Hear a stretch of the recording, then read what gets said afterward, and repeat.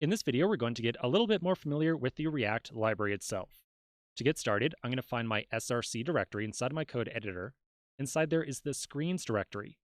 Inside the screens directory, I'm going to make a new file called components_screen.js.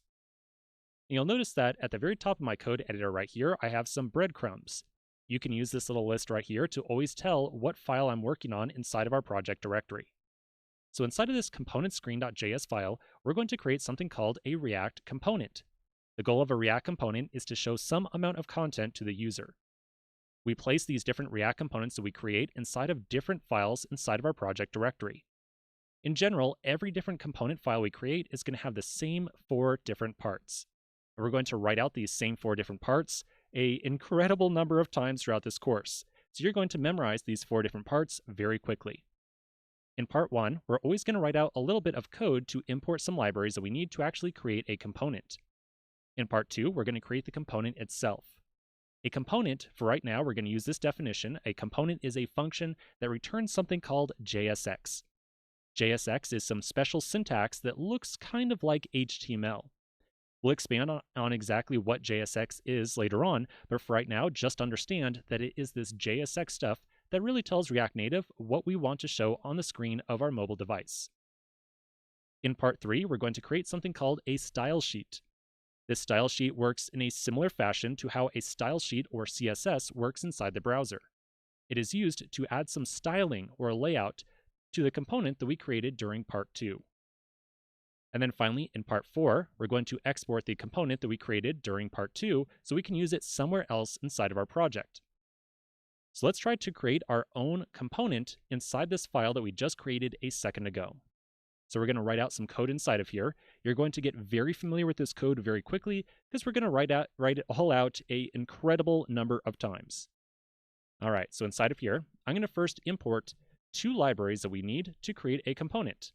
So I'm going to import React from React, and then I'll import text and style sheet from React Native like so. Now, there's 3 things I want to mention very quickly about these 2 lines of code. First off, you'll notice that as soon as I write these 2 lines, they kind of fade out from view. That's just because I've not actually referenced the variables that I just imported. If I actually hover over these lines, it'll say that I declared this variable, but I never actually used it inside this file, and that's why it fades out. If I make use of that variable, it's then going to light up right away. So if you ever see a line of code inside of my editor that is kind of faded, that just means that we have not made use of it yet. Next up, you'll notice that we've imported something from a library called React and something from a library called React Native. These really are 2 separate and very different libraries.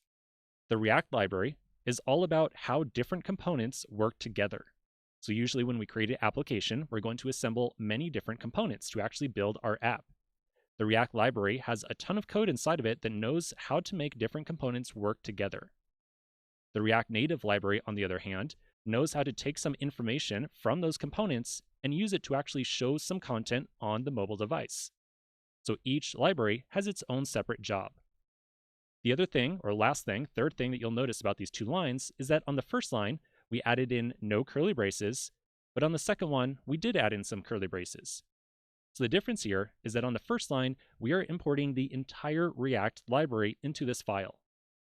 On the second line, we are importing 2 very small pieces of the React Native library. So these curly braces means that we want to import just 1 or more very small parts out of a given library. And like I said, in this case, we want to import 2 different things, one thing called text and another one called style sheet. In general, throughout this course, I'm going to tell you exactly when we need to use curly braces and when we don't, and over time, you'll come to learn these rules on your own. Okay, so that's part 1. We've now imported some libraries that we're going to use to create a component.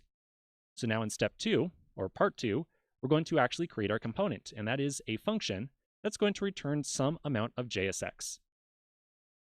So right here, I'm going to create a new function using the const keyword. I'll call it components screen. So that's the name of my component. I'm then going to assign it a function like so. Throughout this course, for all of our different components, I'm going to generally be using arrow functions, but you could just as well use a keyword function instead.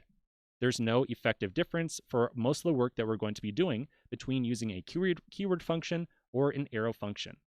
I just like to use arrow functions because they stylistically look a little bit nicer to me.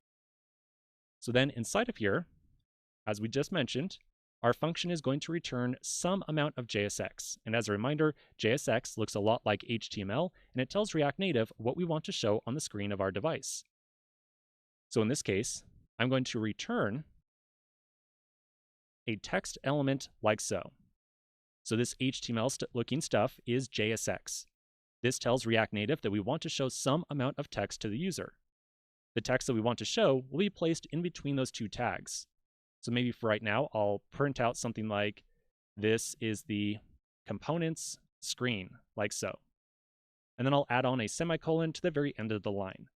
This semicolon is not strictly required, but in general, I add in semicolons everywhere that you're supposed to add them in, even though for React, it doesn't technically make a difference. We could leave that off and leave off the semicolon at the end of the function as well.